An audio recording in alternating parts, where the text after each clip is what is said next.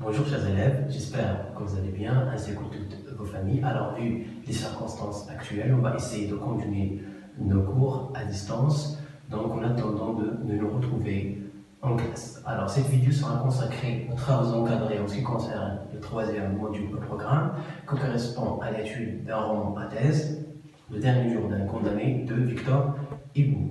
Alors sachant qu'un travail réussi est à la base d'un plan bien structuré et bien élaboré. Pour ce faire, nous allons nous focaliser sur le plan suivant. Alors tout d'abord, on va essayer de situer l'œuvre dans son contexte culturel et littéraire. On va parler un petit peu du romantisme. Par la suite, on va présenter la biographie de l'auteur, c'est-à-dire de Victor Hugo. On va étudier le genre de l'œuvre et à la fin de la vidéo, on va s'appliquer au personnage de l'œuvre.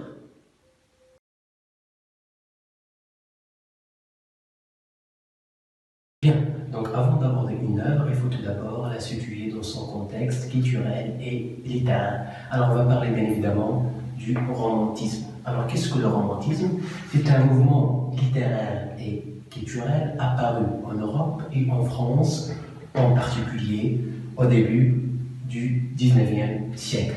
Donc entre 1800 et 1850. Alors les écrivains romantiques comme Alfred de Musset, Lamartine et Victor Hugo, l'auteur du dernier jour d'un condamné. Donc ces écrivains-là s'opposent aux écrivains classiques et aussi aux rationalistes, c'est-à-dire les Lumières. Alors il y a quelques temps, si vous vous rappelez bien, alors on a parlé du théâtre classique, alors on a dit qu'il est régi par des règles très strictes. Par exemple, la règle de la bienséance, la règle de la vraisemblance, des trois unités, etc.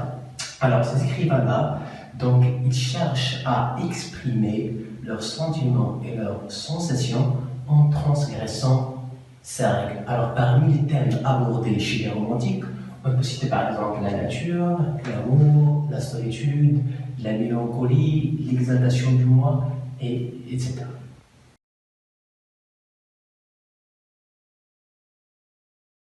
Bien, alors on passe maintenant à la biographie de l'auteur. Elle s'appelle Victor Hugo, c'est un romancier, dramaturge, poète et écrivain français bien connu qui a marqué la littérature française. Alors il est né en 1802 à Besançon, c'est une ville qui se trouve en France. Donc Victor Hugo a connu un événement tragique qui a marqué sa vie, à savoir la mort de sa fille Léopoldine et qui a beaucoup impacté ses écrits. Alors, parmi les écrits les plus connus de Victor Hugo, on peut citer Hernani. Il a écrit également Les Misérables, c'est un chef-d'œuvre, et Le dernier jour d'un condamné, l'œuvre que vous avez au programme. Donc, l'œuvre a été écrite en 1829. Alors, faites attention, condamné, ça s'écrit condamné, et ça se prononce condamné. Alors, il est décédé en 1885 à Paris.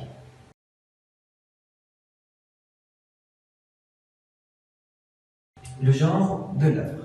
Alors, Le dernier jour d'un condamné est un roman à thèse. Alors, on va tout d'abord définir le roman. Alors, qu'est-ce qu'un roman? Le roman est un long récit qui met en scène plusieurs personnages et l'auteur nous fait connaître leur destin et leur psychologie. Alors, quand on parle du genre romanesque, alors on parle de plusieurs types. On distingue plusieurs types. Par exemple, le roman autobiographique, le genre de La Boîte à merveilles, par exemple, le roman policier, le roman d'aventure, et voilà un autre type de roman, le roman à thèse. Donc, comment on peut définir le roman à thèse? Donc, c'est un genre romanesque qui s'inscrit dans le cadre des textes à idées. Il a une visée argumentative. Donc, tout simplement, on peut dire que le roman à thèse défend une thèse, c'est-à-dire une idée à travers une histoire. Alors, et la thèse que Victor Hugo défend dans son œuvre Le dernier jour d'un condamné est l'abolition de la peine de mort. Donc, il veut abolir la peine de mort, c'est-à-dire dire stop à la peine capitale.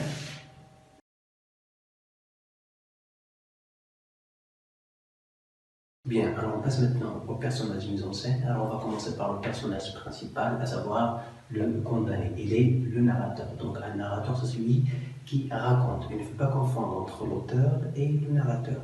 L'auteur, c'est un être réel, c'est celui qui écrit.